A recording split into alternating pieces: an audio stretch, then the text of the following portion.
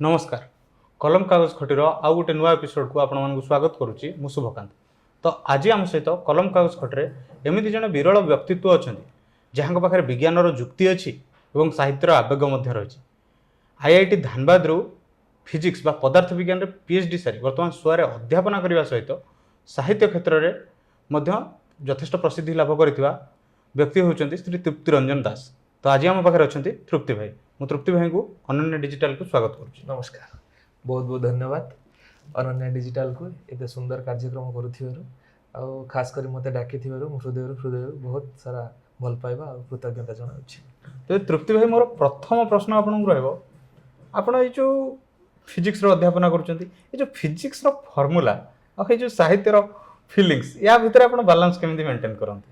प्रथम कथा होची एटा समस्त पचारंती कि साइंस रो साहित्य ए जिंसटा केमिति ना मु कहबी कि एक्चुअली फिजिक्स होची जो जिंस को पदार्थ विज्ञान में कहूचे भौतिक विज्ञान कहूचे फिजिक्स पढ़िबा ही गोटे कल्पना शक्ति निज भितर निजे तैयारी करे। मु ताकू आपण कहंतु आपण ग्रह नक्षत्र कथा पढ़ंती फिजिक्स रे आपण केप्लर्स प्लानेटरी मोशन पढ़ंती कि आपणकर अछि सूर्य ता चारिपटा जाक ग्रह बुलुचंती ये सब पढ़ंती।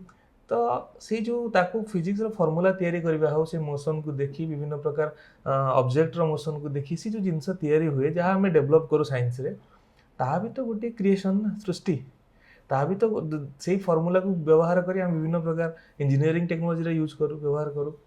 तो साहित्य कथा हेले मते दीटा को समान लागंती कारण मु दीटा जगह रे भाबिया को भल पाए।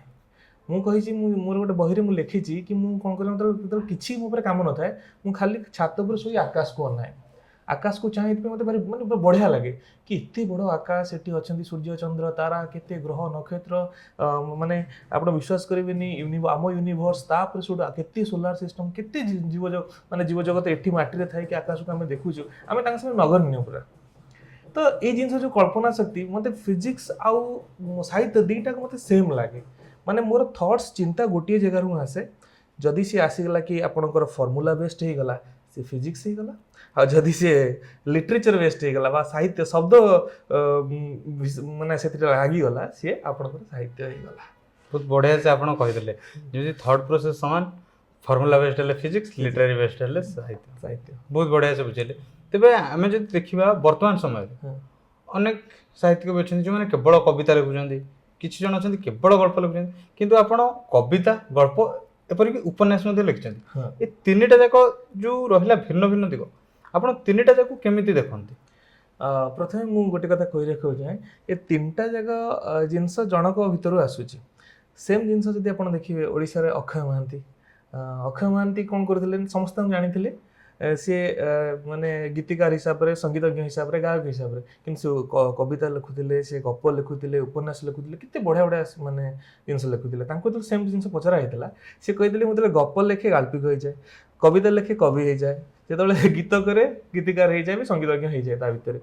तो मु सेमति यदि कहिबी माने ये मु होची गोटे आर्टिस्ट मु केबे भाबेनी कि मु माने साहित्यिक मु प्रथम भाबे मु गोटे कलाकार काहेकि ना मु पिला बेलु से जिंसटा मो भितरे अछि आउ मते ए जिंस भल लागे मते जो जोटा जिंस आसे मते कविता आसला मु कविता लिखिली से तो मते गप डिस्टर्ब करेनी कि उपन्यास डिस्टर्ब करेनी जेतो कहानी आसिला कहानी लिखिली जेतो उपन्यास आसिला उपन्यास से भले लिखिली। त माने जदि मु गोटे धाड़ी रे कहबी मु होची पानी माने मो जीवनटा होची पानी आ मु जो माने जो चिंताधारा बंचुची मते तुमे गोटे कप रे रखि देबो कप रे पानी हे जिवि जदि गाडिया रे छाड़ देबो पोखरी हे जिवि जदि तुमे नई रे बसै देबो नई हे जिवि जदि समुद्र रे लहड़ी भले आसिली तले समुद्र हो जी।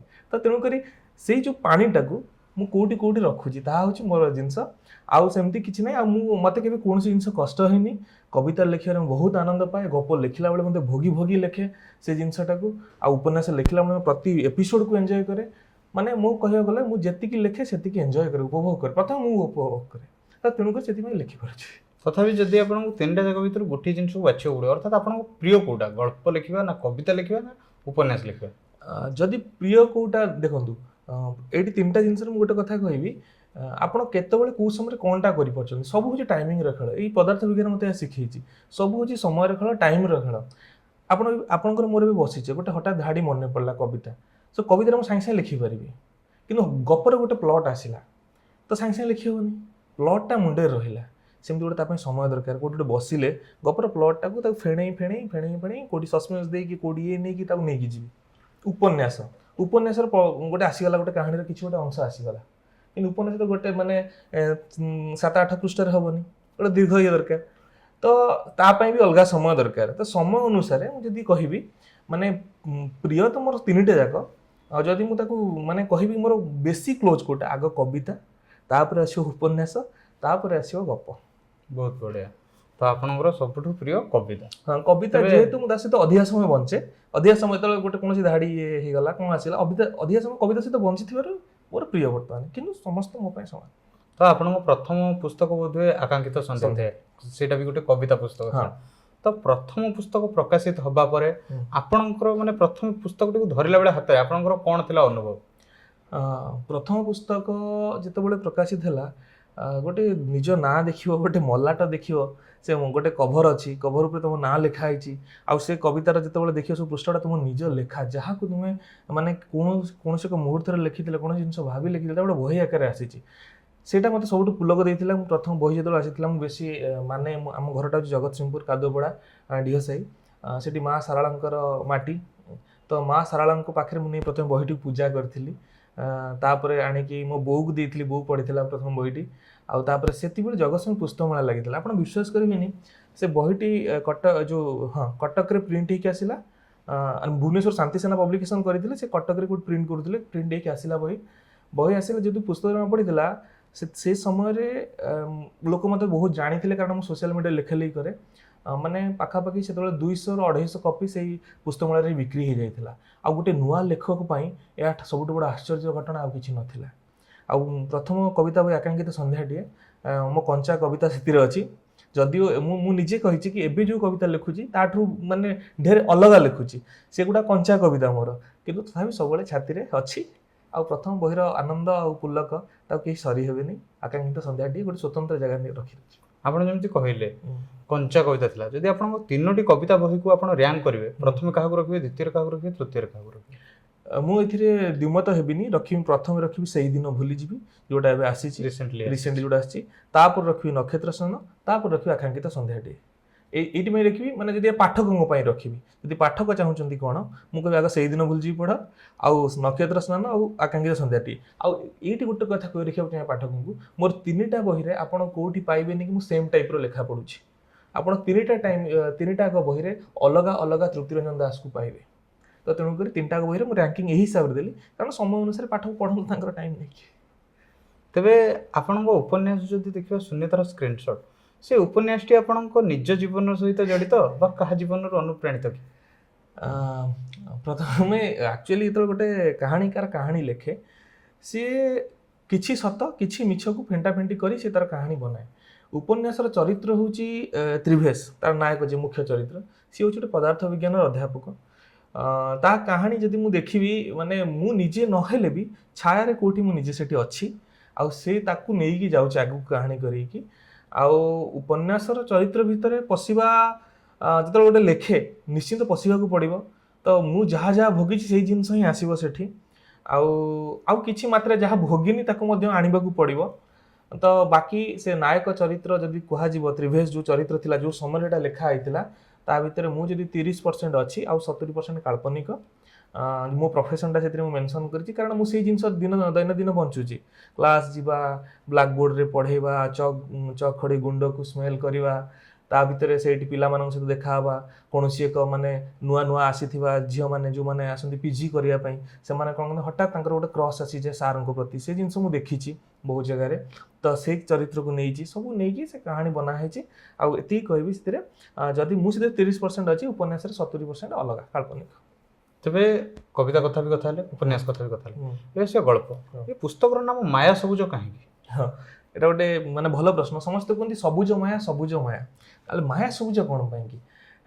ଯେ ସେ ଗପ ବହିଟା ଗୋଟେ ମାୟା ସବୁଜ, ସେଥିରେ ମେନ୍ ମୁଖ୍ୟତଃ ଯେଉଁ ଗପଟା ଲେଖା ଅଛି, ମାୟା ସବୁଜ ହଉ, ଗୋଟେ ପାଉଁଶ ଗପ ହଉ, ପାଉଁଶ ଗପଟା କଥାରେ ପ୍ରକାଶିତ ହେଇଥିଲା, ସେ ପରିବେଶ ଭିତ୍ତିକ ଗପ ଗୁଡ଼ିକ। ମେନଲି ସେ ଗପରେ ଆପଣ ଦେଖିବେ କେଉଁଠି ଅଛି ଆପଣଙ୍କର ମାନେ ଏକ୍ସଟ୍ରା ମାଇନିଂ ଆକ୍ଟିଭିଟି ଯୋଗୁଁ କେଉଁଠି ପଲ୍ୟୁସନ୍ ହେଉଛି, କେଉଁଠି ଗଛ କାଟିଦେବା ସକାଶେ ଆମର ପରିବେଶ ପ୍ରଦୂଷଣ ହେଉଛି, ତାରି ଉପରେ ଗପଟା ଥିଲା। ଆଉ ମାୟା ସବୁଜ ଶୀର୍ଷକ ଯୋଉ ଗପଟା ସେଥିରେ ଗୋଟେ ଆପଣ ଦେଖିବେ ଗୋଟେ ସମାନ୍ତରାଳ କାହାଣୀ ଦେଖିବେ, ଗୋଟେ ଜୀବନର କାହାଣୀ ଦେଖିବେ। ଗୋଟେ ଝିଅ ରୋଜା ପଟେଲ, ଗୋଟେ ଝିଅ ଗୋଟେ ଡିଭୋର୍ସି ଲେଡି ରୋଜା ପଟେଲ, ସେ ବହୁତ ଚିତ୍ରକୁ ଭଲ ପାଏ। ଆଉ ଗୋଟେ ପୁଅ ହଉଛି ତା ସହିତ ଯିଏ ଅଛି ମାନେ ମୁଖ୍ୟ ନାୟକ, ସିଏ ଦେଖଉଛି କି ମାନେ ସେ ଝିଅ ସହିତ ଆଉ ପ୍ରକୃତିର ଗୋଟିଏ ପରିବର୍ତ୍ତନ ହଉଛି। ଯେତେ ଥର ସେ ଝିଅକୁ ଦେଖା କରିବାକୁ ଯାଉଛି ସେତେ ଥର ସେ ଝିଅକୁ ଭିନ୍ନ ଭିନ୍ନ ଅବସ୍ଥାରେ ପାଉଛି। ଯେତେବେଳେ କି ସେ ଝିଅର ସ୍ୱାସ୍ଥ୍ୟଟା କଣ ହଉଛି ନା ଧୀରେ ଧୀରେ ବିଗିଡ଼ି ଯାଉଛି। ତ ସେଠି ମୁଁ ଦେଖୁଛି କୋଉ ଭଳି ଭାବେ ଗୋଟେ ନାରୀ ପ୍ରକୃତିର ରୂପେ ସେଠି ଦେଖା ହେଇଛି, ଆଉ କୋଉ ଭଳି ଭାବେ ପ୍ରକୃତି ଧୀରେ ଧୀରେ କ୍ଷୟ ହଉଛି ତାର ଗୋଟେ ରୂପ ସେଠି ଦେଖିବାକୁ ଚେଷ୍ଟା କରିଛି। ଆଉ ସେ ଲାଷ୍ଟକୁ ସେମିତି ସସ୍ପେନ୍ସ ତାକୁ କରାହେଇଛି କି ତା ମାନେ ସେ ସବୁଜଟା ଗୋଟେ ହଉଛି ମାୟା, ଆଉ ଯେହେତୁ ଟିକେ ସେ ଭୂତିଆ ଫିଲିଙ୍ଗସ୍ ରହୁଛି ଆମର ଅନୁଭବ ସେଇଭଳିଆ ଟିକେ ଆପଣଙ୍କୁ ଲାଗିବ ପଢିଲା ସମୟରେ, ମୁଁ ତାର ଲାଗିଛି ମାୟା ସବୁଜ। ଏ ସବୁଜ ମାୟା ନୁହଁ, ଏ ଯାହା ଦେଖୁଛନ୍ତି ସବୁ ମାୟା, ଦେନ୍ ସବୁଜ। ବହୁତ ସୁନ୍ଦର ଭାବରେ ଆପଣ ବୁଝେଇଲେ। ତେବେ ଏଇଠି ଆଗକୁ ବଢ଼ିବା ପୂର୍ବରୁ ଆମେ ଆପଣଙ୍କର ଗୋଟେ ଛୋଟ କବିତା ଶୁଣିପାରିବା? କବିତା, ପ୍ରେମ କବିତା ନା କୋଉ କବିତା? ପ୍ରେମ କବିତା ନିହାତି ଶୁଣିବା। କବିତା ତ ଅଛି, ମାନେ କବିତା ପଢିବାକୁ ଭଲ ଲାଗେ। ଆଉ ଶୁଣିବା ପାଇଁ ହେଲେ ମୁଁ କହିବି ଆପଣଙ୍କୁ ଗଜଲ ଶୁଣେଇବି, ଯୋଉଟା ଗଜଲ ମୁଁ ଲେଖୁଛି। ଆଉ ଗୋଟେ କଥା କହି ରଖିବାକୁ ଚାହେଁ, ଓଡ଼ିଶାରେ ଏବେ ଗୀତ ଚାଲିଛି ଗଜଲ ନାଁରେ। ଲୋକ କହୁଛନ୍ତି କି ଗଜଲ, କିନ୍ତୁ ଗଜଲ ନୁହଁ। ଗଜଲର ବିଭିନ୍ନ ଫର୍ମ ଅଛି, ତାର ରଦିଫ ଅଛି, କାଫିଆ ଅଛି, ମତଲା ଅଛି, ମକ୍ତା ଅଛି। ଆମର ଏଠି ଗୀତକୁ ଗଜଲ କରିକି ଶୁଣା ଯାଉଛି, କିନ୍ତୁ ସେଇଟା ନୁହଁ। ଗଜଲ ଦୁଇ ପ୍ରକାର ଅଛି। ଗୋଟେ ଅଛି ଆପଣ ରଦୀପ ବାଲା, ଗୋଟେ ଗେର ମୁରାଦବ ବାଲା। ଅକ୍ଷୟ ମହାନ୍ତି ଗେର ମୁରାଦବ ବାଲା ବହୁତ କିଛି କରିଛନ୍ତି, ରଦୀପ ବାଲା ବି କରିଛନ୍ତି। କିନ୍ତୁ ଗୋଟେ ଗଜଲ ମୁଁ ଶୁଣୁଛି ଆପଣଙ୍କୁ, ପିଓର ଗଜଲ। ଆଉ କହିବେ କାରଣ ଗଜଲ ଶୁଣିବାକୁ ଭଲ ଲାଗେ। ଦିନେ କେବେ ପବନରେ ମିଶିଯିବି ମୁଁ, ଦିନେ କେବେ ପବନରେ ମିଶିଯିବି ମୁଁ, ତୋ ଅଜାଣତେ ହୃଦୟରେ ପଶିଯିବି ମୁଁ, ତୋ ଅଜାଣତେ ହୃଦୟରେ ପଶିଯିବି ମୁଁ। ମଳୟ ଉଖାରିଲେ ତୋ ପୁରୁଣା କ୍ଷତକୁ, ମଳୟ ଉଖାରିଲେ ତୋ ପୁରୁଣା କ୍ଷତକୁ, ତୋ ଆଖିରୁ ଲୁହ ହେଇ ଝରିଯିବି ମୁଁ, ତୋ ଆଖିରୁ ଲୁହ ହେଇ ଝରିଯିବି ମୁଁ। ଯଦି ପବନର ହାତ ବାଜି ଫିଟିଯାଏ ଗଭା, ଯଦି ପବନର ହାତ ବାଜି ଫିଟିଯାଏ ଗଭା, ବାସ୍ନା ପରି ଧୀରେ ଧୀରେ ଖେଳିଯିବି ମୁଁ, ବାସ୍ନା ପରି ଧୀରେ ଧୀରେ ଖେଳିଯିବି ମୁଁ। ପାଉଁଶ ଗଦାରେ ପୁଣି ଦିଶୁଛି ନିଆଁଟେ, ପାଉଁଶ ଗଦାରେ ପୁଣି ଦିଶୁଛି ନିଆଁଟେ, ତୁ ମନା କଲେ ଆଉ ଥରେ ଲିଭିଯିବି ମୁଁ, ତୁ ମନା କଲେ ଆଉ ଥରେ ଲିଭିଯିବି ମୁଁ। କାହିଁ ପୁଣି ଡାକୁ ମତେ ଆଖିରେ ପ୍ରିୟାଲୋ, କାହିଁ ପୁଣି ଡାକୁ ମତେ ଆଖିରେ ପ୍ରିୟାଲୋ, ପାଉଁଶ ଗଦାରେ ପୁଣି ଦିଶୁଛି ନିଆଁଟେ, ତୁ ମନା କଲେ ଆଉ ଥରେ ଲିଭିଯିବି ମୁଁ। କାହିଁ ପୁଣି ଡାକୁ ମତେ ଆଖିରେ ପ୍ରିୟାଲୋ, କାହିଁ ପୁଣି ଡାକୁ ମତେ ଆଖିରେ ପ୍ରିୟାଲୋ, ତୁ ମିଛ କହି ଦୂରେ ଗଲେ ମରିଯିବି ମୁଁ, ତୁ ମିଛ କହି ଦୂରେ ଗଲେ ମରିଯିବି ମୁଁ। ବହୁତ ଚମତ୍କାର ଭାବରେ ଆପଣ କହିଲେ। ତ ୟା ପୂର୍ବରୁ ଆପଣ ଏଇ ଗଜଲ ପଢ଼ିଲେ, ବହୁତ ସୁନ୍ଦର ଭାବରେ ଶୁଣିଲେ। ଆପଣ କହିଲେ ଗୀତକୁ ଗଜଲ କରାଯାଉଛି।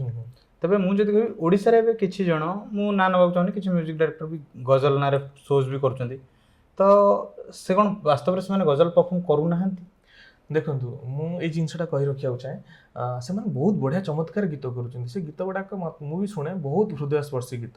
କିନ୍ତୁ ଯେଉଁ ଗଜଲ ଯେଉଁ ଜିନିଷଟା, ଗଜଲର ଗୋଟେ ସ୍ୱତନ୍ତ୍ର ଫର୍ମାଟ୍ ଅଛି। ଆପଣ ଗାଲିବଙ୍କର ଦେଖନ୍ତୁ, ମୀରଙ୍କର ଦେଖନ୍ତୁ, ଆପଣ ଦେଖନ୍ତୁ ଆମର ଯେଉଁ ଯେତେ ସବୁ ଅଛନ୍ତି, ଜନ୍ ଏଲିଆଙ୍କର ଦେଖନ୍ତୁ, ଫରାଜଙ୍କର ଦେଖନ୍ତୁ, ଆମର ଯେଉଁ ସକିଲ ଆଜମୀଙ୍କର ଦେଖନ୍ତୁ। ଗଜଲ ଲେଖା ଯେତେବେଳେ ପଢ଼ିବେ ତାର ସବୁ ବିଭିନ୍ନ ଷ୍ଟ୍ରକ୍ଚର ଥାଏ। ତାର ଦେଖିବେ ଦିଟା ଧାଡ଼ିରେ ହେଇଥିବ, 5 ଧାଡ଼ି ଥିବ, ସେ ଗୋଟେ ଗଜଲ କୁହାଯିବ। ସେ ତ ଦିଟାକୁ ସେର୍ କୁହନ୍ତି। ସେ ସେର୍ରେ ସେଇଟା ଆକ୍ଚୁଆଲି କାହିଁକି ମୁଁ କହୁଛି ସେର୍ ଏସବୁ ଜିନିଷ, ଉର୍ଦ୍ଦୁରୁ ଆସିଛି, ଉର୍ଦ୍ଦୁ ଲିଟରେଚର ଜିନିଷଟା।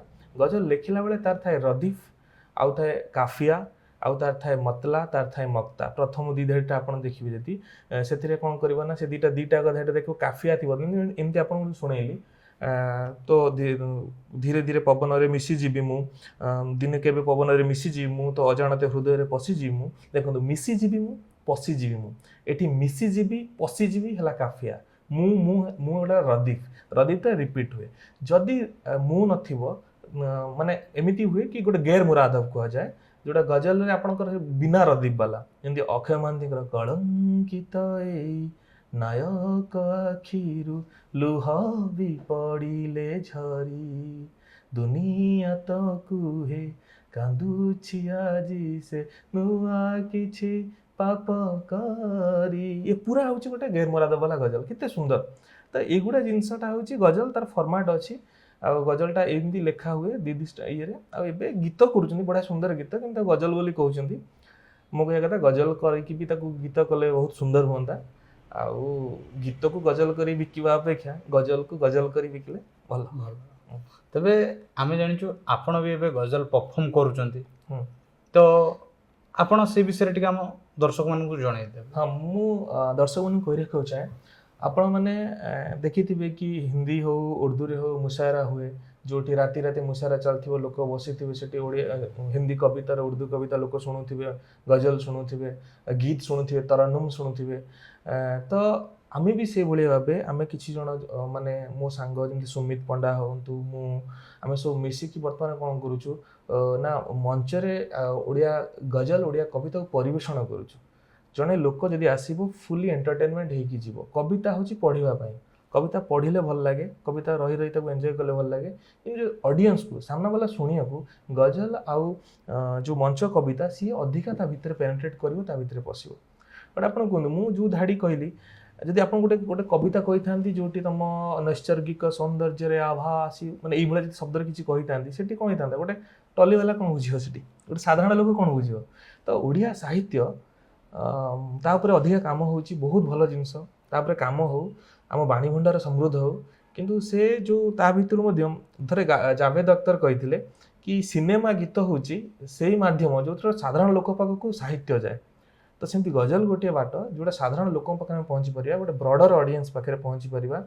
ତ ଆମେ ସେଇଟା ଓଡ଼ିଶାରେ ଏବେ କରୁଛୁ, ଷ୍ଟେଜ୍ ବିଭିନ୍ନ ଷ୍ଟେଜ୍ ଯାଇକି ପରଫର୍ମ କରୁଛୁ, ବିଭିନ୍ନ କଲେଜରେ ଯାଇକି କରୁଛୁ, ବିଭିନ୍ନ ଡିଷ୍ଟ୍ରିକ୍ଟରେ ଯାଇକି ମଧ୍ୟ ପରଫର୍ମ କରୁଛୁ। ଯଦି ମାନେ ଲୋକ ଚାହାନ୍ତି ଆହୁରି ଓଡ଼ିଆ ଗଜଲ ଶୁଣିବା ପାଇଁ କି ମୋ ପ୍ରୋଫାଇଲରେ ମଧ୍ୟ ଆପଣ ଅଛନ୍ତି ଶୁଣିପାରିବେ, ବିଭିନ୍ନ ଇଭେଣ୍ଟରେ ମୁଁ ସେଠି ପୋଷ୍ଟ କରିଛି। ତ ଏ ଜିନିଷଟା ଧୀରେ ଧୀରେ ଦେଖିବେ ଗୋଟେ ଓଡ଼ିଆ ସାହିତ୍ୟରୁ ଆୟର ବାଟ ବି ତିଆରି କରିବ। ଆପଣ ସୋ ବୁକ୍ କରନ୍ତୁ, ଆମ ଗଜଲ ଥରେ ଶୁଣନ୍ତୁ ଯାଇକି, ଆପଣ ଦେଖିବେ ଆପଣ କେବେ ବୋର୍ ହେବେନି। ଓଡ଼ିଆ ସାହିତ୍ୟରେ ମଧ୍ୟ ଏଣ୍ଟରଟେନମେଣ୍ଟର ଗୋଟେ ବାଟ ଅଛି। ବହୁତ ସୁନ୍ଦର କଥା ଆପଣ ଯେମିତି କହିଲେ ଗୋଟେ ଆୟର ପନ୍ଥା ମଧ୍ୟ ସୃଷ୍ଟି କରିବ। କାରଣ ଅନେକ କୁହନ୍ତି ସାହିତ୍ୟକୁ ନେଇ ଜୀବନ ବଞ୍ଚି ହେବନି, ଜୀବିକା କରିହେବନି। ତ ଆପଣଙ୍କୁ କ'ଣ ଲାଗେ ଏଇ ଗଜଲକୁ ଛାଡ଼ିଦେଲେ ସାହିତ୍ୟକୁ ନେଇକି ବର୍ତ୍ତମାନ ସମୟରେ ଜଣେ ଜୀବନ ଜିଇଁ ପାରିବ କି ବା ଜୀବିକା କରିପାରିବ କି ସାହିତ୍ୟକୁ? ଦେଖନ୍ତୁ ମୁଁ ସେଇ କଥା କହୁଛି, ମାନେ ଯେମିତି ଜିନିଷ ଭାତକୁ ଆପଣ ଯେମିତି ଭାତକୁ ନେଇ କ'ଣ ଲୋକ କରିପାରିବେ, ଭାତକୁ ନେଇ ଲୋକ ବିରିୟାନୀ କରି ବିକୁଛନ୍ତି। ଭାତ ବିରିୟାନୀ ହେଉଛି, ତାପରେ ଭାତକୁ ତାକୁ ପଚେଇକି ଲୋକ ହାଣ୍ଡିଆ କରି ବିକୁଛନ୍ତି, କିନ୍ତୁ ସେ ଅରିଜିନାଲ ଭାତ ନା। ତ ସାହିତ୍ୟରୁ କାହିଁ କରିହେବନି, ସାହିତ୍ୟରୁ କରିହେବ, କିନ୍ତୁ ସାହିତ୍ୟରୁ କେଉଁ ବାଟରେ କରିହେବ। ଆପଣ ଯଦି ସିଧା ଗପ କବିତା ଲେଖିବେ, ଦେଖନ୍ତୁ ୱେଷ୍ଟବେଙ୍ଗଲରେ ପଶ୍ଚିମବଙ୍ଗରେ ସେମାନଙ୍କ ଯେଉଁ ରାଇଟର ମାନେ ସେମାନେ ସବୁ ପୂଜା ପତ୍ରିକାରେ ତାଙ୍କ ଉପନ୍ୟାସ ଗପ ବାହାରିଲେ ସେମାନେ ପାଆନ୍ତି 5,000 10,000 ଏଇଭଳିଆ ସବୁ ତାଙ୍କର ଗୋଟେ ଗପରେ ଯାଏ। ଆମର ଏଠି ପତ୍ରିକାରେ ଗପ ମାଗଣା ଯାଏ ରାଇଟରମାନଙ୍କ ଠାରୁ, ଏଇଟା ସିଧା କଥା। କିନ୍ତୁ ଆପଣ ଗୋଟେ ଏକ୍ଜାମ୍ପଲ୍ ମୁଁ ଦେଉଛି, ଯିଏ ଗୀତ ଲେଖୁଛି ସିଏ ବି ତ ସାହିତ୍ୟ କରୁଛି। ଆପଣଙ୍କୁ ଆଉ ଟିକେ ଉଦାହରଣ ଦେଉଛି, ଅରୁଣ ମନ୍ତ୍ରୀ ଓଡ଼ିଶାର ବର୍ତ୍ତମାନ ନମ୍ବର 1 ଗୀତିକାର। ସେ ତାଙ୍କର ସବୁବେଳେ କୁହନ୍ତି ଇଣ୍ଟରଭ୍ୟୁରେ କି ଏଥିରୁ ସେ ଚଳିଛନ୍ତି, ତାଙ୍କର ଯିଏ ଯାହା କରିଛନ୍ତି। ତ ସିଏ ବି ତ ସାହିତ୍ୟ କରନ୍ତି, ତାଙ୍କର କେଡ଼େ ସୁନ୍ଦର ସୁନ୍ଦର ଧାଡ଼ି ଅଛି, 2 ଧାଡ଼ିଆ ସବୁ ସେ ମାନେ କବିତା ଲେଖନ୍ତି। ତ ତାର ଗୀତ ଗୋଟେ ତାଙ୍କର ଫର୍ମ। ଯେତେ ରାଇଟର ଆପଣ ଦେଖୁଛନ୍ତି ଯେଉଁମାନେ ସବୁ ଗୀତ ଲେଖୁଛନ୍ତି, କବିତା ଲେଖୁଛନ୍ତି, ସଂଳାପ ଲେଖୁଛନ୍ତି, ସେମାନେ ସବୁ ଗୋଟେ ସମୟରେ ସାହିତ୍ୟିକ, ଏବେ ବି ସେମାନେ ସାହିତ୍ୟିକ, କିନ୍ତୁ ପଇସା ଇନକମ୍ କରିବା ପାଇଁ ସେ ବାଟଟା ଯାଇଛନ୍ତି। ଆପଣ ଦେଖନ୍ତୁ ଶରଣାବିନ୍ଦ ଓଝା, ଶରଣାବିନ୍ଦ ଓଝା ଭାଷ୍ୟକାର, ସିଏ ବି ଜଣେ ମାନେ ଲେଖକ, ସିଏ ବି ଜଣେ ସାହିତ୍ୟିକ, କିନ୍ତୁ ତାଙ୍କ ଫର୍ମଟା କ'ଣ, ତାଙ୍କର ଯେଉଁ ସାହିତ୍ୟର ସେ ଯେଉଁ ଭକ୍ତି ସାହିତ୍ୟ ଉପରେ ଲେଖୁଛନ୍ତି କି ଯେଉଁ କଥା କରୁଛନ୍ତି, ତାଙ୍କ ସରଳ କଥା ଯେଉଁ କରୁଛନ୍ତି, ସିଏ ତ ଅନେକ ପଢ଼ିକି ସେଇ ଜିନିଷକୁ ପ୍ରେଜେଣ୍ଟ କରୁଛନ୍ତି। କଥା ରହିଲା ସେୟା, ଭାତକୁ ବିରିୟାନୀ କରି ବିକିବା, ଭାତକୁ ହାଣ୍ଡିଆ କରି ବିକିବା ଜିନିଷଟା ହେଉଛି ଆମେ ତାକୁ ସେଇ ହିସାବରେ ତାକୁ ନେଇକି ଯିବାର ଅଛି।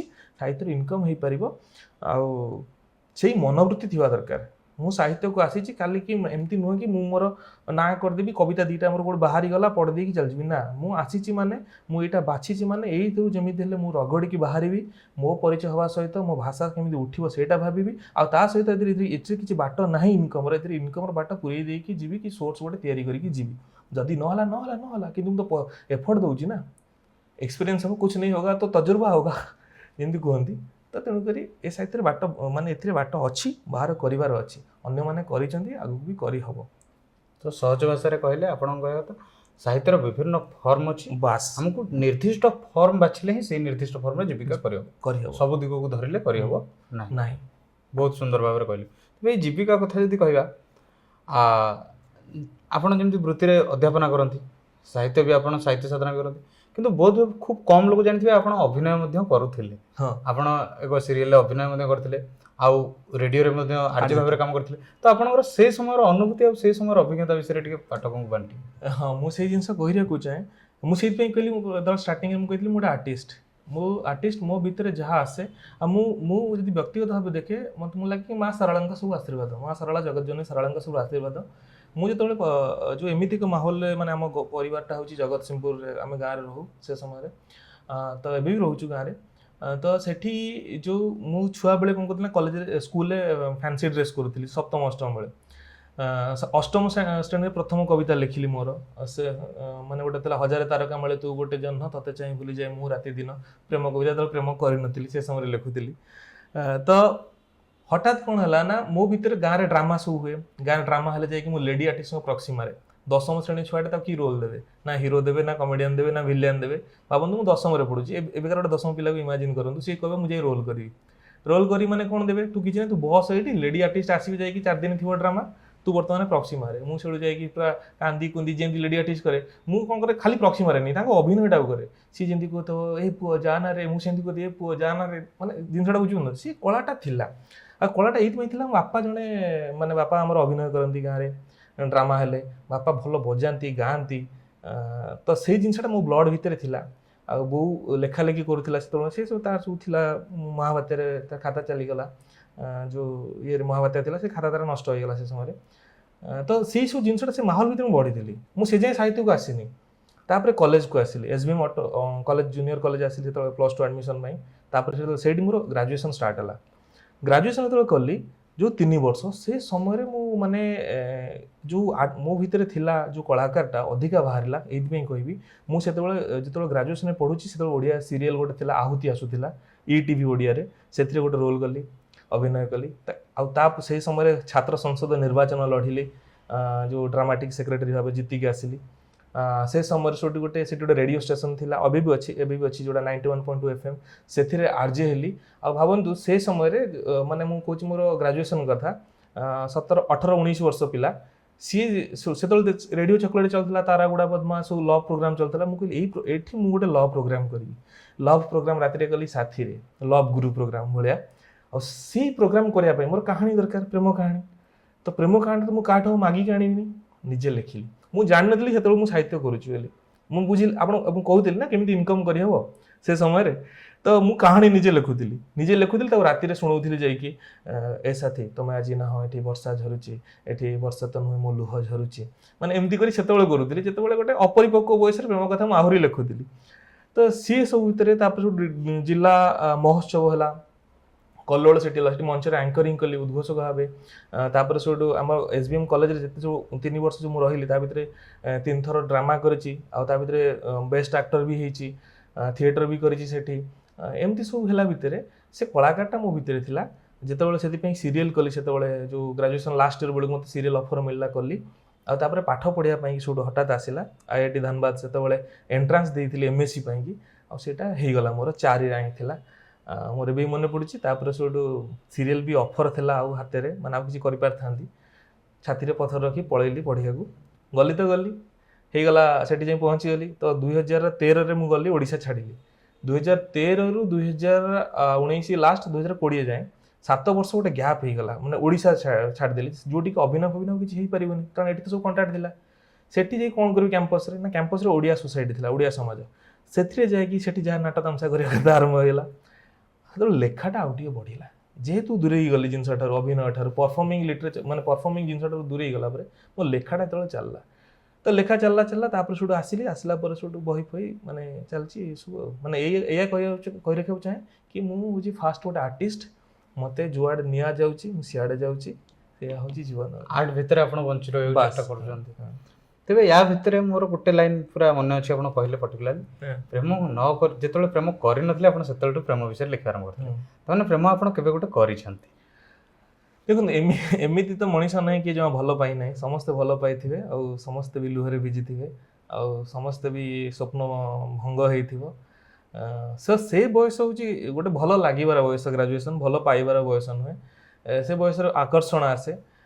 ସେ ଆକର୍ଷଣ ଏବେ ତ ଭାବିଲେ ହସ ଲାଗୁଛି। ସେତେବେଳେ ସେଇ ଯେଉଁ ମାନେ ଚୁନା ଆକର୍ଷଣକୁ ନେଇ ଆଉ କାହାର ଦେଖିକି ତାକୁ ଲେଖିବା, କାହାଣୀ ଗପ ଲେଖିବା। ମୁଁ ଏବେ ଗୋଟେ ଗପଟେ ମୋର ଛପିଛି ସାହିତ୍ୟ ଗୋଧୂଳିରେ। ସେ ଗପ ନାଁ ହେଉଛି ଭୁଲା ଦେନା ମୁଝେ। ସେ ଗପର ଶୀର୍ଷକ ଏଇଠି, ଭୁଲା ଦେନା ମୁଝେ ଆଶିକି 2 ଫିଲ୍ମ ଆସିଥିଲା। ସେତେବେଳେ ମୁଁ ଗୋଟେ ଗ୍ରାଜୁଏସନ୍ ପଢ଼ିଲା ବେଳେ ଗୋଟେ ପୋଲ ଉପରେ ଛିଡ଼ା ହେଇ ଫଟୋ ଉଠେଇଥିଲି, ତା କ୍ୟାପସନ୍ ଲେଖିଥିଲି ଭୁଲା ଦେନା ମୁଝେ ଇ अलविदा, ତା କ୍ୟାପସନ୍ଟା ଲଗେଇଥିଲି। ତାକୁ ଏବେ ଗୋଟେ ଗପ ମୁଁ କରିଦେଲି, ମାନେ ମିଛ ସତ ମିଶେଇକି। ତ ସେତେବେଳେ ସେଇଟା ଯେଉଁ କରିଥିଲି ଏବେ ତାକୁ ଭାବିଲେ ହସ ଲାଗୁଛି। ତ ସିଏ ସେ ସମୟର ଯେଉଁ ଥଟ୍ସ ଥିଲା, ସେ ସମୟର ଜିନିଷ ଥିଲା, ତାକୁ ନେଇ ସେ ସମୟରେ ସେ କାହାଣୀ ଜିନିଷ ହେଉଥିଲା। ପରବର୍ତ୍ତୀ ସମୟରେ ପ୍ରେମ ଆସିଲା, ପ୍ରେମ ଗଲା, ପୁଣି ବିବାହ ହେଲା, ସବୁ ଚାଲିଛି ଆଉ।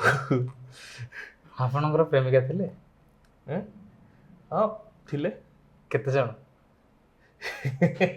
ଥରେ ଏଇ ପ୍ରଶ୍ନ ମୁଁ ପଚାରିଥିଲି ଦେବଦାସ ସାର୍ଙ୍କୁ, ଦେବଦାସ ଛୋଟରାୟ ସାର୍ଙ୍କୁ। ମୁଁ କହିଲି ସାର୍ ଜୀବନରେ କ'ଣ ପ୍ରେମ ଥରେ ହୁଏ? ସାର୍ କହିଲେ ଜୀବନରେ ପ୍ରେମ ଥରେ ନୁହଁ, ଅନେକ ଥର ହୁଏ, 1000 ଥର ହୁଏ, 1000 ଜଣଙ୍କୁ ହୁଏ। ଆଉ କ'ଣ କହିବି? ବହୁତ ବଢ଼ିଆ ଭାବରେ ଆପଣ ଉତ୍ତର ଦେଇଦେଲେ। ପ୍ରେମ ଥରେ ନୁହେଁ 1000 ଥର। 1000 ଥର ହୁଏ। ତେବେ ଆପଣଙ୍କ ପ୍ରେମ ଅର୍ଥାତ୍ ଆପଣଙ୍କ ପତ୍ନୀଙ୍କ ପାଇଁ ଆପଣ ଗୋଟେ ଛୋଟ କାହାଣୀ ଶୁଣିବେ, ଯେମିତି ଆପଣ ରେଡ଼ିଓରେ ଥିଲାବେଳେ ଯେମିତି କାହାଣୀ ଶୁଣୁଥିଲେ। ମାନେ ରେଡ଼ିଓ ଭଳିଆ କହିବି, ଆର୍ଜେ ଭଳିଆ? ହଁ, ଆର୍ଜେ ଭଳିଆ କହିପାରିବେ, ନର୍ମାଲି କହିପାରିବେ, କିନ୍ତୁ ଗୋଟେ ପ୍ରେମ କାହାଣୀ ଶୁଣିବାକୁ ଚାହିଁବେ। ପ୍ରେମ କାହାଣୀ ପତ୍ନୀଙ୍କୁ ଶୁଣିବା ପାଇଁ ଭଲ ପାଇବାର? ହଁ। ମୋର ତ ପ୍ରାୟ କାହାଣୀ ସସ୍ପେନ୍ସ ଥାଏ, ବିରହ ଥାଏ। ଯଦି ରୋମାଣ୍ଟିକ କାହାଣୀ ଶୁଣେବି, ମାନେ ଏଇଟା ଗୋଟେ ଅଛି ମୋ ପାଖରେ ଛୋଟିଆ କାହାଣୀଟେ। ସେ କିନ୍ତୁ ମାନେ ଟିକେ ଲାଷ୍ଟକୁ ସିଏ ମାନେ କ'ଣ କହିଲେ, ସେ ଯାହାକୁ ଭଲ ପାଇଛି ସେ ତାକୁ ପାଇନି, ତ ଓଲଟା ହେଇଯିବ ନା, ସ୍ତ୍ରୀ ବାଡ଼େଇବ ଘରେ ବସି। ଗୋଟେ ଛୋଟିଆ କାହାଣୀ, ଏଇଟା ପତ୍ନୀଙ୍କ ପାଇଁ ନୁହଁ, ଯଦିଓ ତାଙ୍କ ନେଲେ ନେଇଯିବେ ଆଉ। ମୋ ଟ୍ରଲି ବ୍ୟାଗ୍ ଧରି ଆମେ ଦୁହେଁ ଗୋଟିଏ କୋଣରେ ଛିଡ଼ା ହୋଇଥିଲେ।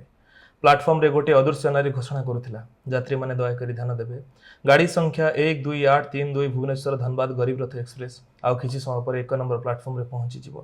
ସେ ନାରୀ 3ଟି ଭାଷାରେ କହୁଥିଲା। ତା ସ୍ୱର ଶୁଣିବା ପରେ ତମଠାରେ ମୁଁ ଏକ ବ୍ୟସ୍ତତା ଅନୁଭବ କଲି। ତମେ ମୋ ହାତକୁ ଆହୁରି ଜୋରରେ ଧରିଲ। ଅଦିନିଆ ବନ୍ୟା ଜଳରେ ଆଜି ମହାନଦୀ ଫୁଲି ଉଠିଥିଲା। ଖାଲି ସେ ଅପେକ୍ଷା କରିଥିଲା ଏକ ପ୍ରାଣଛୁଆଁ ଶବ୍ଦକୁ। ମୁଁ ଏତେ ବି ଶକ୍ତ ନୁହେଁ। ମୋ ପାଦ ତଳ ଥରିବାକୁ ଲାଗିଲା ଯେତେବେଳେ ଦୂରରୁ ଗରିବ ରଥ ଟ୍ରେନ୍ ତାର କର୍କଶ ଶବ୍ଦ କଲା। ମୁଁ ଆସୁଛି ଶିଖା, ନିଜର ଯତ୍ନ ନେବ।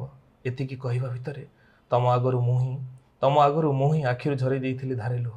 ତାପରେ ତମକୁ ଆଉ ସମ୍ଭାଳେ କିଏ?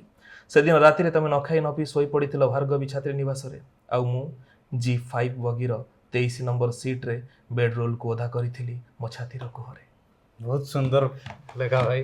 ଆମେ ଏ କାହାଣୀଟି ପୁରା କାହାଣୀଟି ବି ଦେଖିବା କେତେବେଳେ ଆସିବ, ତାର ଅପେକ୍ଷାରେ ରହିଲୁ। ତେବେ ଏଇ ଯେମିତି ଆପଣ ବି କାହାଣୀ ଲେଖନ୍ତି, କବିତା ଲେଖନ୍ତି, ଉପନ୍ୟାସ ଲେଖନ୍ତି, ଆପଣଙ୍କ ସମସାମୟିକ ଅନେକ ସାହିତ୍ୟିକ ଲେଖୁଛନ୍ତି।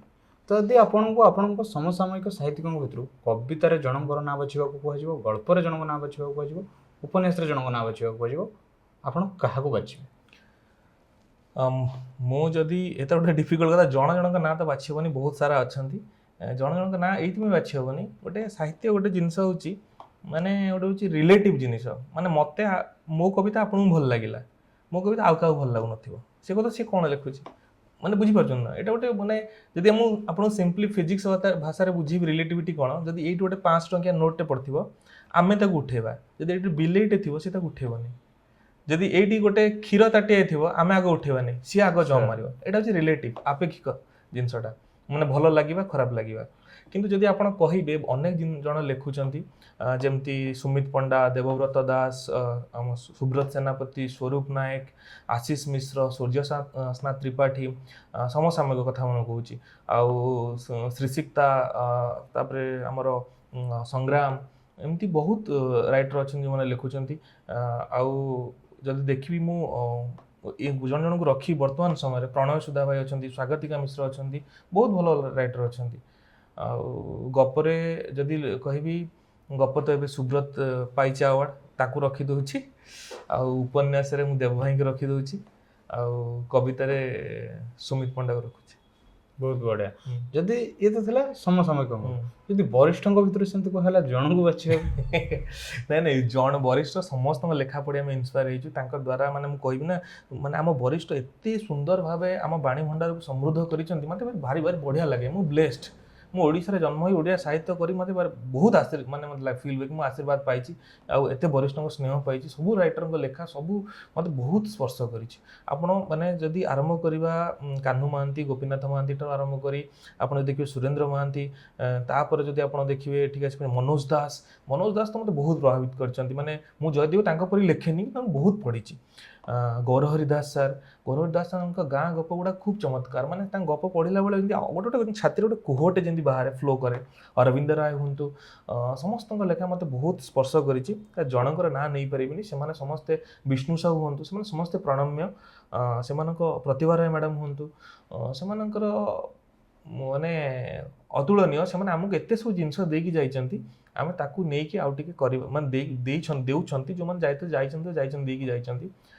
ସେମାନଙ୍କୁ ମୋତେ ଖୁସି ଲାଗେ କି ସମସ୍ତଙ୍କୁ ପଢ଼େ, ଆଉ ତାଙ୍କୁ କେବେ ଗ୍ରେଡେସନ୍ କରାଯାଇପାରିବ ନାହିଁ, କିଏ 1 କିଏ 2ରେ ଆସିବେ, କି କାହାକୁ ଜଣଙ୍କୁ ବାଛି ହେବ। ସେ ସମସ୍ତେ ମୋ ଗୋଟିଏ ଥାକରେ ରହିବେ।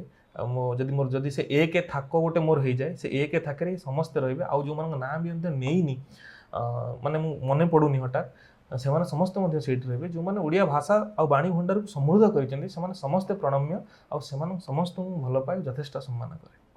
ବହୁତ ସୁନ୍ଦର ଭାବରେ ଆପଣ ଉତ୍ତର ଦେଇଦେଲେ, ଜଣଙ୍କ ନାଁ ବାଛିଲେ ନାହିଁ। ଠିକ୍ ଅଛି। ତ ଏଇସବୁ ଭିତରେ ଗୋଟେ କଥା ପ୍ରଶ୍ନ ଆସେ, କବିତା ଏବେ ଯଦି ଦେଖିବା, କବିତା କଥା ସ୍ପେସିଫିକାଲି କହିବି, କାହାଣୀ ତ ସେମିତି ଆସୁନି କି ଉପନ୍ୟାସ ସେମିତି ଆସୁନି, କବିତା ବହୁତ ପ୍ରକାର ଆସୁଛି। କିଛି ଲୋକ କେବଳ ସୋସିଆଲ ମିଡ଼ିଆରେ କବିତା ଲେଖିବା ପାଇଁ ଲେଖୁଛନ୍ତି, ସୋସିଆଲ ମିଡ଼ିଆ କବିତା। କିଛି ଲୋକ କେବଳ ମଞ୍ଚରେ ପରଫର୍ମ କରୁଛନ୍ତି, ଯେମିତି ଓପନ୍ ମାଇକ୍ ହେଲା କି ଅନ୍ୟ କୌଣସି କାର୍ଯ୍ୟକ୍ରମ ହେଲା, କେବଳ ମଞ୍ଚ କବିତା। ଆଉ ଯେଉଁମାନେ କବିତାକୁ ପୁସ୍ତକ ଆକାରରେ ପ୍ରକାଶ କରନ୍ତୁ ବା ଲେଖନ୍ତି, ସେମାନେ ପରଫର୍ମ କରନ୍ତି ଗୋଟେ ପ୍ରକାର। ତ ଏଇ ଯେଉଁ ସୋସିଆଲ ମିଡ଼ିଆ କବିତା, ମଞ୍ଚ କବିତା, ୟାକୁ ମୁଁ ଧରି ଦେଉଛି ଟ୍ରାଡ଼ିସନାଲ୍ କବିତା ବା ଧାରା କବିତାକୁ। ଏଇ ତିନିଟା କବିତା ଭିତରେ ଡିଫରେନ୍ସ କ'ଣ? ଦେଖନ୍ତୁ, ପ୍ରଥମ କଥା ହେଉଛି, ସେମାନେ ତ କବିତା ଲେଖୁଛନ୍ତି, ସେମାନେ ସମସ୍ତେ କବିତା ଲେଖୁଛନ୍ତି। ସୋସିଆଲ ମିଡ଼ିଆ କବିତା କିଛି ଲୋକଙ୍କର କ'ଣ କରନ୍ତି, କିଛି ଲୋକ ବହୁତ ଚମତ୍କାର କବିତା ଲେଖନ୍ତି, ସେମାନେ କେବଳ ସୋସିଆଲ ମିଡ଼ିଆରେ ହିଁ ପୋଷ୍ଟ କରନ୍ତି। ଏମିତି ନୁହଁ କି ଯେ ଖାଲି ବହି କରିଦେଲେ ସେ ଜଣେ ରାଇଟର ହେଇଯିବ। ଭଲ କବି ଅଛନ୍ତି, ଭଲ କବିତା ଲେଖନ୍ତି। ଦେଖନ୍ତୁ, ଭଲ ଖରାପର ମୋ ପାଇଁ ଜିନିଷ ହେଉଛି କାଳ ସହିତ କେତେ ରିଲେଟେଡ୍, ସମୟ ସହିତ କେତେ ରିଲେଟେଡ୍। ତ ଭଲ ଖରାପର କଥା ଯେତେବେଳେ ଆସୁଛି, ସେତେବେଳେ ସେ ସୋସିଆଲ ମିଡ଼ିଆରେ ଯାହା ବି ଲେଖନ୍ତୁ, ତା ଭିତରେ ଅନେକ ଚମତ୍କାର କବିତା ଅଛି। ଆଉ ମଞ୍ଚରେ କିଛି ଲୋକ କବିତା ପଢ଼ୁଛନ୍ତି, ଆଉ ଭଲ ବି ଚମତ୍କାର କବିତା ପଢ଼ୁଛନ୍ତି, ଆଉ ବହି ବି ଚମତ୍କାର ଆସୁଛି। କିନ୍ତୁ ଏଇଠି ଗୋଟେ ଜିନିଷ ଆସୁଛି, ମାନେ ମୁଁ ଯେଉଁଟା କହି ରଖିବାକୁ ଚାହେଁ, ମୁଁ କହେ ସମୟ ହେଉଛି ସବୁଠୁ ବଡ଼ ଚାଲୁଣି। ସମୟ ଭଲ ଆଉ ଖରାପକୁ ବାଛିକି ଫୋପାଡ଼ି ଦେବ କଡ଼ରେ। ଆମେ ଏଠି ଯଦି ବାଡ଼େଇ ପିଟି ହେଲେ, ସିଏ ସୋସିଆଲ ମିଡ଼ିଆରେ ଖରାପ କବିତା ଲେଖୁଛି, କିନ୍ତୁ ତାର ଏତେ ଲାଇକ୍ସ କମେଣ୍ଟସ୍ ଆସୁଛି, ସିଏ ଷ୍ଟେଜ୍ କରୁଛି, ତାର ଏତେ ଭ୍ୟୁଜ୍ ଆସୁଛି, ଏଇ କବିତା ସାଧାରଣ କିଛି ନାହିଁ। ଆରେ ତମେ କାହିଁ ବାଡ଼େଇ ପିଟି ହେଉଛ?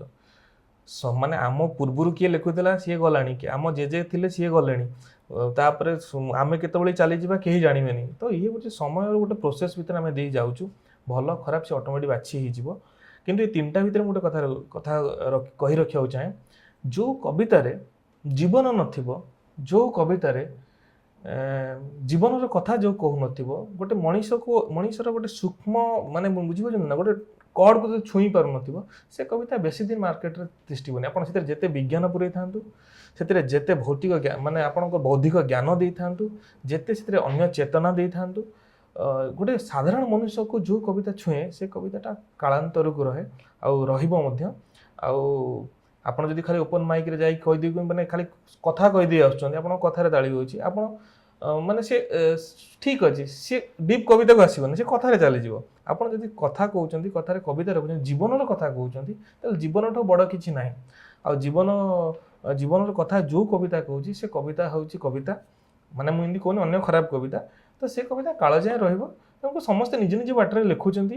କେଉଁ କବିତା ରହିବ, କେଉଁ କବିତା ଯିବ, କେଉଁ କବିତା ହେବ, ଏ ସମୟ ନିର୍ଣ୍ଣୟ କରିବ। ଆଜି ଆମେ ଆଲୋଚନା କରୁଛେ, ମୁଁ ଭଲ କବି କି ଖରାପ କବି, ଖରାପ କାହାଣୀକାର କି ଗାଳ୍ପିକ, ଯାହା ବି ଔପନ୍ୟାସିକ ହଉ, 200 ବର୍ଷ ପରେ ଯଦି କିଏ ଚର୍ଚ୍ଚା କରୁଥିବ, ସେତେବେଳେ ଜଣାପଡ଼ିବ। ଏବେ ତ ଏଇ ସମୟର କଥା। ଆମେ ଆଜି ଗାଲିବକୁ ମନେ ରଖିଛେ, ଗାଲିବ କେବେଠୁ ଗଲେଣି।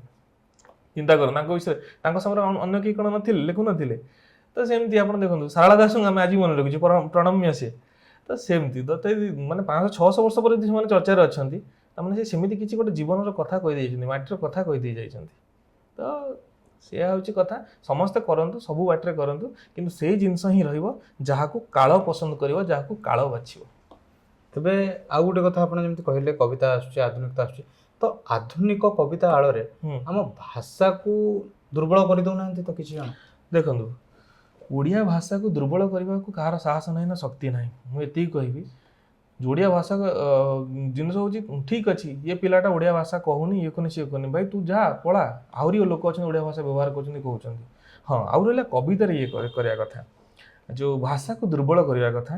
ଦେଖନ୍ତୁ, जदि अनावश्यक सेठी इंग्रेजी भाषा सेठी लिखार आवश्यकता नहीं मु गोटे लिखली शून्यतार स्क्रीनशॉट सेठी स्क्रीनशॉट रो ओडिया किछि अछि कि खोजी कहूँ किछि अछि कि मतलब सेठी दरकार पड़िला गोटे से माने ता जीवन शून्यतार से प्रति मोमेंट तार स्क्रीनशॉट नौ तीनटा आंगुठे टाणदेला भाया ए 12:56 गोटे नहीं स्क्रीनशॉट 12:56 मो जीवन में कौन बीतला तो जदि से जगह कौन दरकार पड़ुछि लिखंतु आउ अଯଥା माने माने मु इंग्राजी हिंदी उर्दू पूरे जदि करी सेमती नहीं मोर अनेक मो से दिन भूली देखिए आपण बहुत गाँवली शब्द पाइबे देश शब्द पाइबे धान बंफा तापर एमती अनेक शब्द पाइबे से कविता बही अच्छी माने एते सुंदर आम पाखे भाषा अच्छी ना जो आमे ताकू व्यवहार कर जानले हैला धान बंफा लोक मैंने जानते बंफाटा कौन जो धान उंसुआ जो हुए चावल पूर्व जो प्रोसेसटा हुए सी सब जिनस अच्छी तो एमती अनेक शब्द आम पाखे अच्छी आम ठीक यूटिलाइज करें यूटिलाइज माने व्यवहार ठीक करें निश्चित भाव में आम भाषा ये हम आ जो कवि मैंने लिखुंट कि माने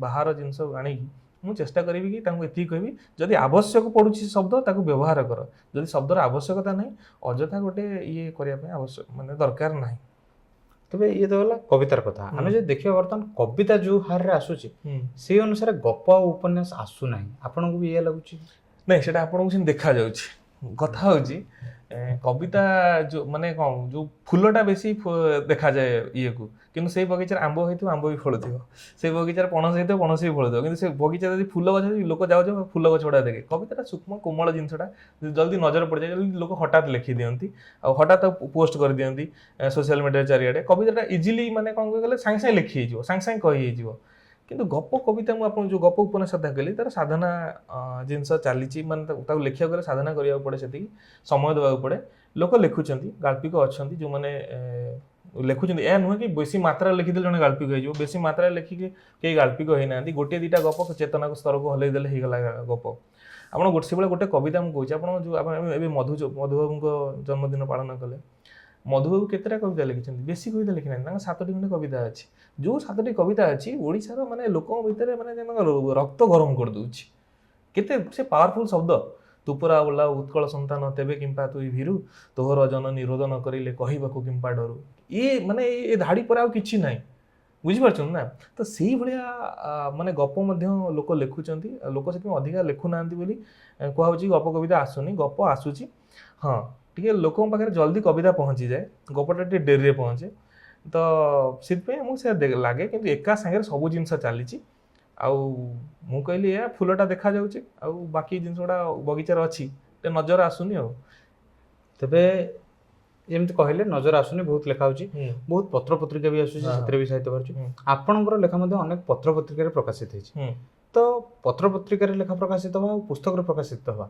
पुस्तक रूपे प्रकाशित होबा या भीतर भिन्नता अच्छी मु एठू कहि रखियो चाहे जते जण माने चाहुचंदी लेखा लेखि करिया पय जुव लेखक लेखियो चाहुचंदी बही करिया पछर जमार पडंतुनी मु सीधा एठी कहि रखियो चाहे बही कर देले तुम राइटर हे जिवो लेखक हे जिवो सेम फीलिंग्स मोर भी थिला से अनुभव मोर भी थिला किंतु परवर्ती समय रे बयस बढ़िवा सहित लेखा लेखि आहुरी हजिवा सहित मु अनुभव कली कि बही पछर पडंतु नाही प्रथम ध्यान दियंतु पत्र पत्रिका रे प्रथम लेखा प्रकाश पाऊ गोटे लेखा तो पत्रिका रे आसीबो से परवर्ती समय रिफाइन हो जाए आपणकर जेते गप अछि ताक आग पत्रिका रे आसु तापर बही करिवे कविता भी सेया माने जदि ठीक अछि तम 100टा कविता अछि एटलिस्ट 30टा कविता पत्रिका रे आसी पत्रिका कोन करे पत्र पत्रिका आपनको लोकन को पाखरे पहुंचाए जोटा कि आगु प्रोसेस थिला एबे हुए तो पत्रिका पढ़िया लोकन कमी जाइछि किंतु संवाद खबर कागज हो कि समय हो जो बड़ बड़ जो आम समाज हो प्रमेय हो बड़ बड़ जो आम पेपर अच्छी से वीकली तो गोटे तार काढ़ुचंदी साहित्य पृष्ठा सेठी कविता पठांतु सेठी कविता कौन होला जेते सर्कुलेशन हो सेते माने आपण गाँ गहली रे पहुंची परिवे आपण आज गोटे बही करदेले आपण बही पहुंचाटा डिफिकल्ट हो आपण प्रथम लेखक पाखे पत्र पत्रिका रे पहुंचंतु ई पत्रिका हो कि नले प्रिंटेड पत्रिका हो से बटरे जातु तापर जो आपको लगे ना मु गोटे किसी आसीगला कि एबे मु बही कले मते लोक शुणी पढ़े ये करेंगे सी करेंगे तापर करंतु सीधा आसिकी माने बही करंतु ना मु मु आमे आमे सौभाग्य कि आम पाखे कि आम पाखे सोशल मीडिया अच्छी जोटा कि आम पूर्व पीढ़ी पाखे नाला से आहुरी लोक पाखे पहुँची पारि था जोटा आम ए पहुँचुचु तो आमे भी आम भितर भी प्रचेषा चलैछु कि कोले हमर जाय माने पूर्व लेखक मानकर लेखा को कोले भाबे प्रिजर्व कर रखी परिबा बाहर एबे सोशल मीडिया को आनी करि परिबा रेकॉर्ड करे कि करि परिबा विभिन्न प्रसार चाली योजना किनु एया कहबी कि जो पत्र पत्रिका कथा आसिला कि आगो सेइथरे आसु तापर बही आसु बहीटा पछे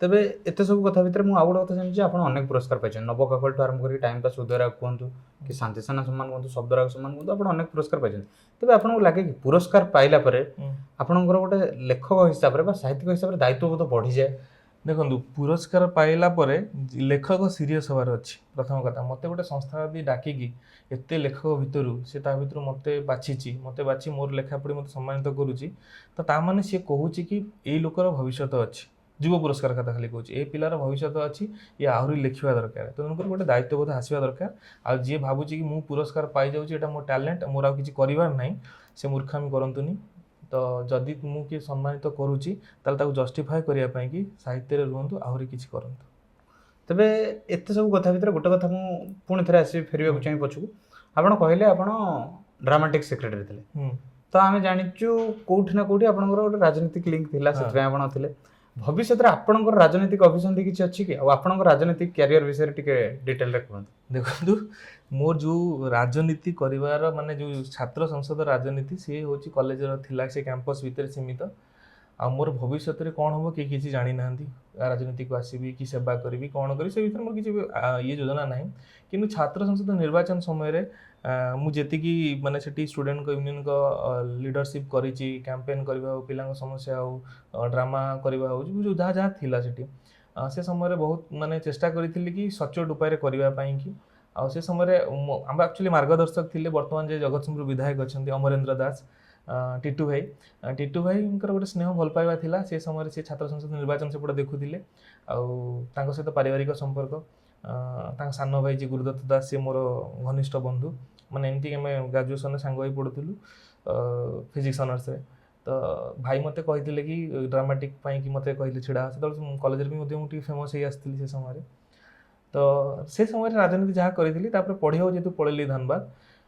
किंतु हाँ मु राजनीति प्रत्यक्ष राजनीति रे नाही किंतु गोटे राजनीतिक चिंताधारा मो भीतर अछि माने कोनसी माने मु पॉलिटिक्स रे इंटरेस्ट रखे नेशनल पॉलिटिक्स हो स्टेट पॉलिटिक्स हो ता भीतर मु इंटरेस्ट रखे कोन कोठी होउची कोन कोठी हवा दरकार तो तेणु करी माने आगो कथा भविष्य किए देखिछि सुरेंद्र महांती पुणी थिले राइटर थिले पुणी जाकी से माने से राजनेता हेले परवर्ती समय रे तो आगो जिनस केही किछि देखि नाहंती तो कौन हम से कथा कहीं कहि परिबेनी कि हाँ मु राजनीति रो गोटे पॉलिटिक्स रे पॉलिटिकल अफेयर्स रे इंटरेस्ट रखे ता बुझियो पढियो जानियो चेष्टा करे कौन पई होउची कोठी कोन हले भलो हबो कौन पई सोसाइटी रे जिंस हेनी किए को नेता ठीक लाकुना रहउची ए सब जिंस मत एनालिसिस रे भल लागे मोर गोटे स्वतंत्र पॉलिटिकल चिंताधारा अछि माने दल विशेष हिसाब रे कोनी मोर गोटे थॉट्स अछि ए जिंसटा हवा दरकार एटी मु आ गोटे कथा कहया चाहिए आपण जेमति छात्र राजनीति करथिले बा स्टूडेंट पॉलिटिक्स तो स्टूडेंट पॉलिटिक्स रु बहुत राजनेता भी आछचंती तो स्टूडेंट पॉलिटिक्स गोटे नेतृत्व गढिबार गोटे कार्यशाला कहि परिबे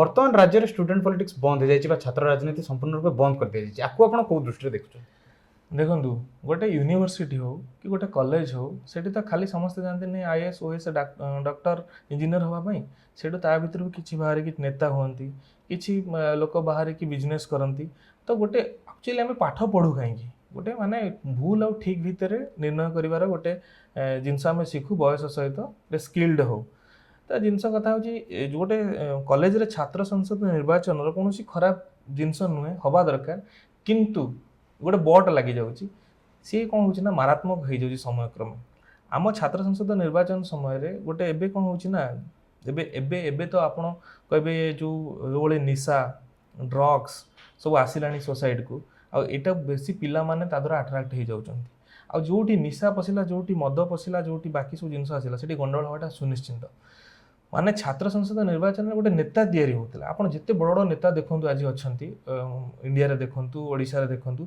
समस्त स्टूडेंट समय रे ही पॉलिटिक्स छात्र समय निर्वाचन करछन मु जहां का ना कहल अमरेंद्र दास से भी छात्र संसद माने थिवा समय से निर्वाचन लड़िथिले धर्मेंद्र प्रधान ठाकुर कहंतु अरुण साहू को कथा कहंतु समस्त आसी स्टूडेंट पॉलिटिक्स किंतु एबे जो जिनसटा मु एथि पई कहि रखौ चाहे गोटे जिनस बदला सब मापे रे गोटे नथिला गोटे डायलॉग मु एया करे सब मापे रे स्केल रे तो सब जिनस गोटे लिमिट थाए अधिका हाई गले सब जिनस खराब ଆଉ ଯଦି ଷ୍ଟୁଡେଣ୍ଟ ୟୁନିୟନ ଇଲେକ୍ସନଟାକୁ ସରକାର ତାଙ୍କ କଣ୍ଟ୍ରୋଲରେ କରେଇ ପାରିବେ, ଯେମିତି ଅତ୍ୟଧିକ ହିଂସା ପ୍ରଭାବ ପଡ଼ିବନି, ହଣାକଟା ମାରଧର ହେବନି, ଗୋଟେ ଶାନ୍ତି ଶୃଙ୍ଖଳାରେ ଗୋଟେ ହେବ, ଯଦି ସରକାର ପାରିବେ ତାହେଲେ କରନ୍ତୁ। କାରଣ ଜିନିଷଟା ହେଉଛି ନା ଷ୍ଟୁଡେଣ୍ଟ ୟୁନିୟନ ଇଲେକ୍ସନରେ ନେତା ତିଆରି ହୁଅନ୍ତି, ଆଉ ଯେଉଁଠି ନେତା ତିଆରି କାରଖାନା ହେଉଛି ଗୋଟେ କଲେଜ। କାରଣ ଆପଣ ଖାଲି କହିବେନି ସେଠି ଡକ୍ଟର ଇଞ୍ଜିନିୟର୍ସ IAS OAS ବାହାରିବେ।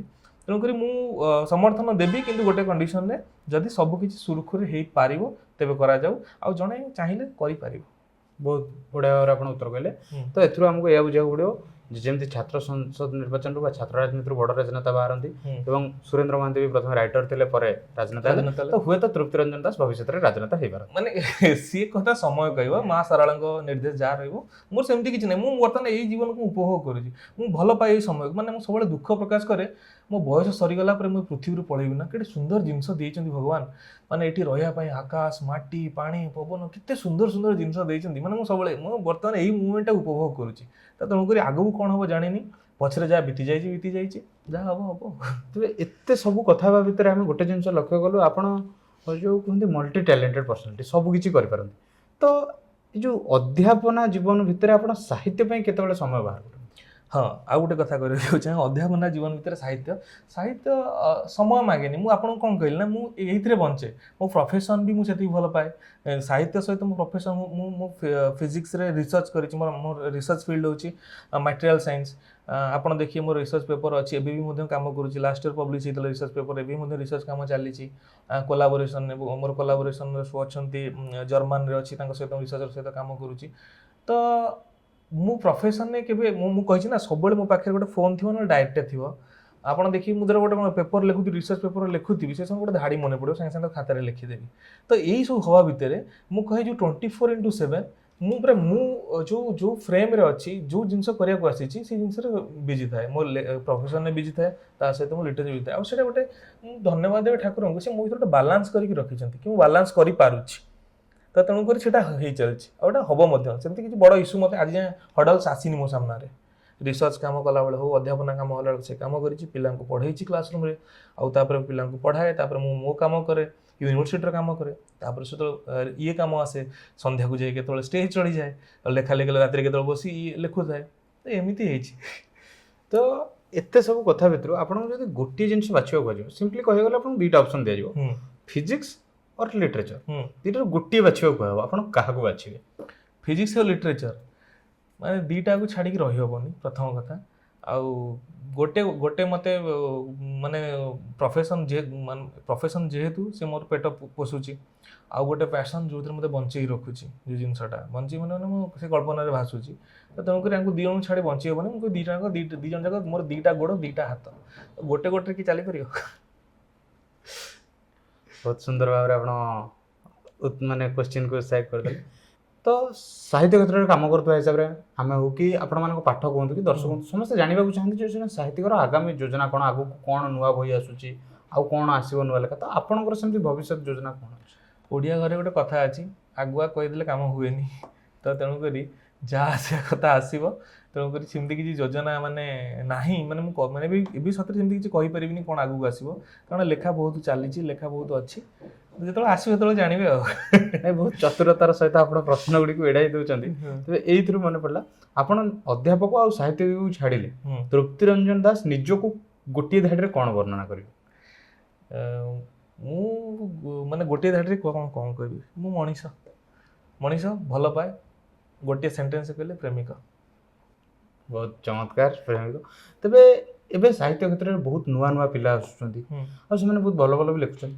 ତ ସେମାନଙ୍କୁ ଆପଣ କ'ଣ ଉପଦେଶ ଦେବେ? ସାହିତ୍ୟରେ ଗୋଟେ ଭଲ କଥା ବି ଆମର ଗିରିଜା ବଳିଆର ସିଂ ସାର୍ କହିଥିଲେ କି ତୁମେ ମତେ ଉନ୍ନାଦ ହୁଅ, ଯେଉଁଟା କୁହନ୍ତି ଦୁର୍ଦାନ୍ତ ହୁଅ କହିଥିଲେ ସାର୍। ଦୁର୍ଦାନ୍ତ ହୁଅ ଇନ୍ ଦ ସେନ୍ସ ମାନେ, ତ ମୁଁ ସେଇ କଥା ହିଁ ଦୋହରେଇବି। ତୁମେ କୌଣସି ବିଧିବଦ୍ଧ ଯେଉଁ କୁହନ୍ତିନି ସୀମା, ତା ସରହଦ ଭିତରେ ରହିବାକୁ ଚେଷ୍ଟା କରନି। ତୁମେ ତୁମ କଳ୍ପନାକୁ, ତୁମ ଲେଖା ଶକ୍ତିକୁ କିଛି ନୂଆ କରିବାକୁ ଚେଷ୍ଟା କର। ନିୟମ ଭାଙ୍ଗ, ନିୟମ ଗଢ଼, କିନ୍ତୁ ଇନ୍ ଏ ପଜିଟିଭ୍ ୱେ। ବହୁତ ବଢ଼ିଆ। ତେବେ ଆଜି ଆମର ଏଇ ଆଶ୍ରମକୁ ଆସିକି ଆପଣଙ୍କୁ କେମିତି ଅନୁଭବ ହେଉଛି? ମୋତେ ବହୁତ ବଢ଼ିଆ ଲାଗୁଛି। ଆପଣ ଏତେ ସୁନ୍ଦର ଅନନ୍ୟା ଡିଜିଟାଲର ଏତେ ସୁନ୍ଦର କାର୍ଯ୍ୟକ୍ରମ, ଖାସ୍ କରି ଆପଣଙ୍କ ସହିତ କଥା ହେଇ ମୋତେ ସମୟଟା କେତେବେଳେ ପଳେଇଲା ଜଣା ପଡ଼ିଲାନି। ଆଉ ବହୁତ କଥା ଯେଉଁମାନେ ଜାଣିନାହାନ୍ତି ତାହା ଆପଣ ମୋ ଭିତରୁ କାଢ଼ିଦେଲେ। ହୁଏତ ଏ ବହୁତ ଲୋକ ରାଜନୀତି କଥାଟା ବି ଜାଣିନଥିବେ କି ମୋର ଇଣ୍ଟରେଷ୍ଟ କ'ଣ ଥିଲା। ସେଇ ଜିନିଷ ବି ଯାହା ବି ହଉ ମୋତେ ବହୁତ ଭଲ ଲାଗିଲା ଆସି। ଆଉ ଏତେ ସୁନ୍ଦର ବାର୍ତ୍ତାଳାପ ଆଉ ଏତେ ସୁନ୍ଦର ଚର୍ଚ୍ଚା, ସେଥିପାଇଁ ବହୁତ ବହୁତ ଧନ୍ୟବାଦ। ଆଉ ଭଲ ଲାଗୁଛି। ତେବେ ଏପିସୋଡ୍ ସାରିବା ପୂର୍ବରୁ ଆମେ ଆପଣଙ୍କ ଗୋଟେ ଛୋଟ କବିତା କି ଗଜଲ ଆଉଥରେ ଶୁଣିବାକୁ ଚାହୁଁ। ଗୋଟେ ତରନୁମ ଗୋଟେ ଗାଇକି ଶୁଣି ଦଉଛି। ଦୀପ ଜଳୁଥିଲା, ଧୂପ ଉଠୁଥିଲା, ଦିଶୁଥିଲା ସେଇ ମୁହଁ, ଦୁଆର ସେ ପାଖେ କାତର ନଜରେ ଚାହିଁଥିଲା ସେଇ ମୁହଁ। ଆଖି ନୁହେଁ ସେ ତ କାହାଣୀ ପେଡ଼ିଟେ ବିଧାତା ଦେଇଛି ଖୋଲି। ଆଖି ନୁହେଁ ସେ ତ, ଆଖି ନୁହେଁ ସେ ତ କାହାଣୀ ପେଡ଼ିଟେ ବିଧାତା ଦେଇଛି ଖୋଲି। ସେ ଆଖି କାହାଣୀ ମତେ ଜଣା ଜାଣି ଥରୁଥିଲା ସେଇ ମୁହଁ। ପଥରକୁ ଦିନେ ଦେବୀ କରି ମୁହିଁ ନାରେ ବସେଇଥିଲି। ପଥରକୁ ଦିନେ ଦେବୀ କରି ମୁହିଁ ନାରେ ବସେଇଥିଲି। ଦରିଆ ମଝିରେ ନାକୁ ଡୁବେଇ ଲୁଚିଗଲା ସେଇ ମୁହଁ। ବଗିଚାରେ ଦିନେ ତା କୋଳରେ ଶୋଇ ଫୁଲଟିଏ ତୋଳିଥିଲି। କେଉଁ ପ୍ରଜାପତି ଅଭିଶାପ ପାଇ ହଜିଗଲା ସେଇ ମୁହଁ। ରାତି ଅଧେ ଦିନେ ନିଦରୁ ଉଠେଇ ମାଗିଥିଲା ଚୁମା ଗୋଟେ। ଜହ୍ନ ଫେରି ନାହିଁ, ରାତି ସରି ନାହିଁ, ଲିଭିଗଲା ସେଇ ମୁହଁ। ବହୁତ ସୁନ୍ଦର ତରନ୍ନୁମଟେ ଗାଇକି ଶୁଣେଇଲେ ଆମକୁ ତୃପ୍ତିରଞ୍ଜନ ଦାସ। ତ ଆଜି କଲମ କାଗଜ ଖଟିରେ ଆମ ସହିତ ଏମିତି ଜଣେ ଅତିଥି ଥିଲେ ଯିଏ ବିଜ୍ଞାନ କ୍ଷେତ୍ରରେ ଥାଇ ମଧ୍ୟ ସାହିତ୍ୟ ପ୍ରତି ତାଙ୍କ ନିଷ୍ଠା ଆଉ ଭଲ ପାଇବା ତାଙ୍କୁ ଆଜି ପ୍ରତ୍ୟେକ ଓଡ଼ିଆ ପାଠକଙ୍କ ପାଖରେ ପହଞ୍ଚେଇଛି। ତ ତାଙ୍କ ବହୁମୂଲ୍ୟ ସମୟରୁ ଆମକୁ କିଛି ସମୟ ଦେଇ ଆମ ସହିତ ଆଲୋଚନାରେ ଯୋଡ଼ି ହୋଇଥିବାରୁ ତୃପ୍ତି ଭାଇଙ୍କୁ ଅଶେଷ ଅଶେଷ ଧନ୍ୟବାଦ। ତ କଲମ କାଗଜ ଖଟିରେ ଆମେ ପ୍ରତ୍ୟେକ ସପ୍ତାହରେ ଏମିତି ଜଣେ ଜଣେ ନୂଆ ନୂଆ ସାହିତ୍ୟିକଙ୍କୁ ଆପଣଙ୍କ ପାଖକୁ ଭେଟିଦେବୁ। ଯୋଡ଼ି ହୋଇ ରହିଥାନ୍ତୁ ଆମ ସହିତ ପ୍ରତ୍ୟେକ ସପ୍ତାହରେ ଏମିତି ଜଣେ ଜଣେ ନୂଆ ସାହିତ୍ୟିକଙ୍କୁ ଭେଟିବା ପାଇଁ। ଯଦି ଆଜିର ଭିଡ଼ିଓ ଆପଣଙ୍କୁ ଭଲ ଲାଗିଲା ଭିଡ଼ିଓରେ ଲାଇକ୍ କରନ୍ତୁ। ଭିଡ଼ିଓକୁ ନେଇ କୌଣସି ସଜେସନ୍ସ ଅଛି, ଫିଡ଼ବ୍ୟାକ୍ ଅଛି, କମେଣ୍ଟ ବକ୍ସରେ ଜଣାନ୍ତୁ। ଆଉ ଏ ଭିଡ଼ିଓକୁ ସେୟାର କରିକି ଓଡ଼ିଆ ସାହିତ୍ୟିକଙ୍କୁ ଆଉ ଓଡ଼ିଆ ସାହିତ୍ୟକୁ ପ୍ରତ୍ୟେକ ଲୋକଙ୍କ ପାଖରେ ପହଞ୍ଚାନ୍ତୁ। ଆଜି ପାଇଁ ଏତିକି, ରହିଲି, ନମସ୍କାର। ଧନ୍ୟବାଦ।